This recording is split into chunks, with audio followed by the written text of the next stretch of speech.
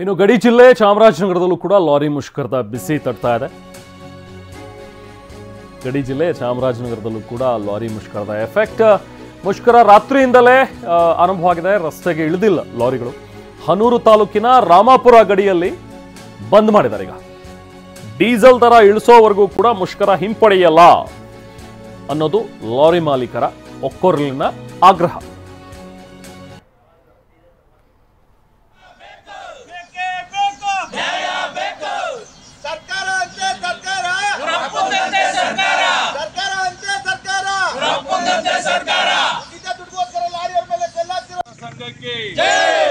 Lorry ಮಾಲೀಕರ ಸಂಘಕ್ಕೆ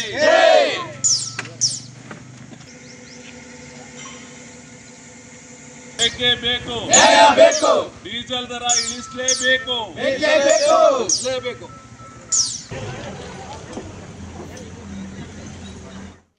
ಇಲ್ಲಿ ತುಂಬ ದಿನದಿಂದ ಚೆಕ್ ಪೋಸ್ಟ್ಗಳಲ್ಲಿ RTO ಚೆಕ್ ಪೋಸ್ಟು ಜಾಸ್ತಿ ಮಾಡ್ಕೊಂಡಿದ್ದಾರೆ. ಈ ಡೀಸೆಲ್ ಬೆಲೆ 5 ರೂಪಾಯಿ ಜಾಸ್ತಿ ಆಗೈತೆ.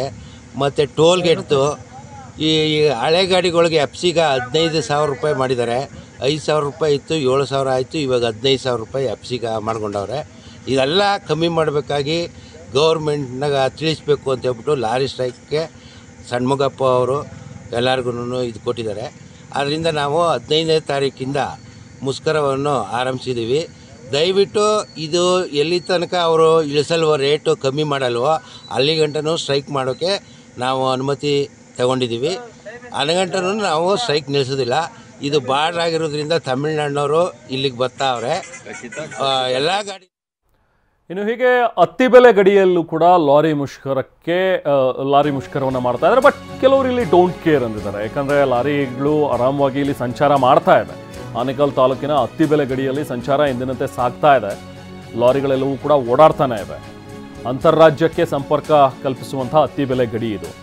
ಸೊ ಇಲ್ಲಿ ಲಾರಿಗಳು ಎಂದಿನಂತೆ ಓಡಾಡ್ಕೊಂಡಿವೆ. ಮಧ್ಯಾಹ್ನ 12 ಗಂಟೆಗೆ ಲಾರಿ ಮಾಲೀಕರು ಪ್ರತಿಭಟನೆ ಮಾಡ್ತೀವಿ ಅನ್ನುವಂಥದ್ದನ್ನು ಹೇಳಿದರೆ ಅಧ್ಯಕ್ಷ ಷಣ್ಮುಗಂ ಅವರ ನೇತೃತ್ವದಲ್ಲಿ ನಡೆಯಲಿರುವಂತಹ ಪ್ರತಿಭಟನೆ. ಸೊ ಈ ಪ್ರತಿಭಟನೆ 12 ಗಂಟೆಗೆ ಆರಂಭವಾಗುವಾಗ ಏನಾದರೂ ಇವರೇನು ಸ್ಟಾಪ್ ಮಾಡ್ತಾರೆ ಏನು ಅನ್ನುವಂಥದ್ದನ್ನು ನೋಡಬೇಕು. ಒಟ್ಟಿನಲ್ಲಿ ಅತ್ತಿಬೆಲೆ ಟೋಲ್ನಿಂದ RTO ಕಚೇರಿವರೆಗೆ ರ್ಯಾಲಿ ಮಾಡ್ತೀವಿ ಅನ್ನುವಂಥದ್ದನ್ನು ಹೇಳಿದ್ದಾರೆ ಈಗ ಸದ್ಯಕ್ಕೆ. ಸೊ ಅದಿನ್ನೂ ಕೂಡ ಆರಂಭವಾಗಿಲ್ಲ. ಅದರಂತೆ ಈಗ ಆರಂಭಕ್ಕೂ ಮುಂಚೆ ಲಾರಿಗಳು ಆರಾಮಾಗಿ ಓಡಾಡ್ಕೊಂಡಿವೆ.